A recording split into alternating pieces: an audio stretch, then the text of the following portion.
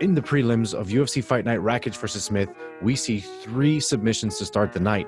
First one was by Mallory Martin against Hannah Cyphers. Second by Poliana Viana versus Emily Whitmire. And the third, Sean Brady versus Christina Aguilera.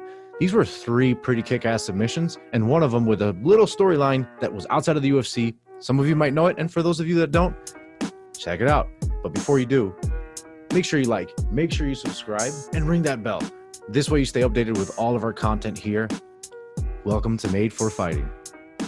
Okay, so plain and simple, Mallory Martin versus Hannah Cyphers was an absolute shocker, okay? You're talking about a girl who took a beating in the first round. She looked out of it. She took some very, very heavy shots, one after the other, and it got to the point where us at home were like, oh, okay, wow, looks like there was a mismatch in the opening fight of the prelims. No, timeout, because somehow she survives this first round, comes out the second round not looking too bad at all, gets the position that she wants from the back, and gets an amazing choke here. Just like you teach it, rear naked choke, very traditional. It was an insane comeback. I mean, the submission itself was very textbook, locks in this choke, absolute killer move. And we're talking about a great comeback to start the night off. It had us all cheering at home. This is exactly what you want to see when you watch MMA. You watch someone overcoming adversity. Totally your thing. Check this fight out. You don't want to miss it. Mallory Martin, congratulations. Then after that, we have a fighter named Poliana Viana versus Emily Whitmire. Now, Poliana, for those of you that don't know, was that girl who came out on the news maybe about a year ago that said, you know, robber or mugger tries to steal something from a girl, ends up being an MMA fighter. She beats the crap out of him. Remember that story? If not, check this out.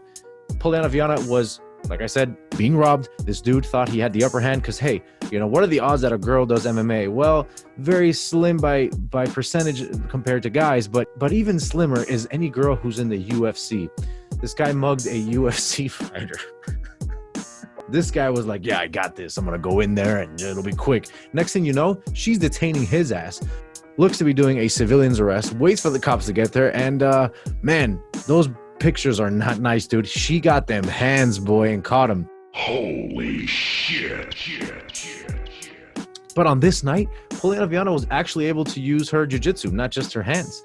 And if I may do this real quick, I have some footage from a training partner of mine during competition that he landed an armbar just to show you guys the quick hip switch that is required for this move in this position. His identity will not be revealed, as ninjas do not reveal their identity.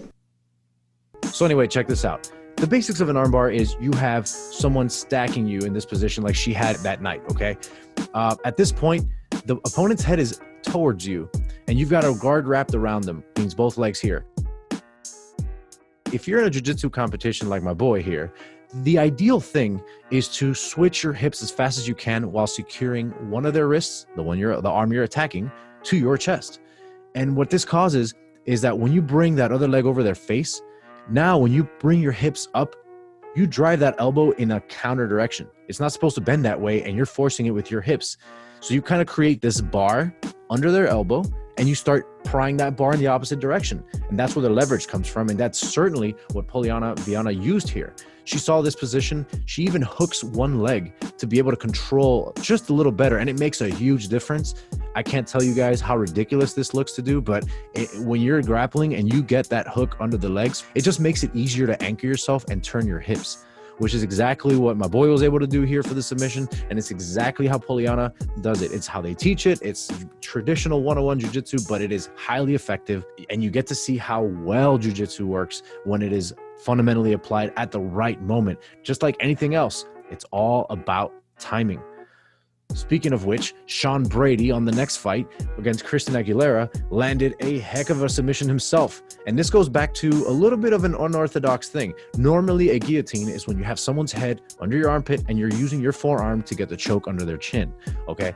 But one arm is usually not strong enough. You need a second arm to hold onto your own wrist and pull it up so that you can gain this extra leverage, and it really does seal the deal in most cases. Check this out, though.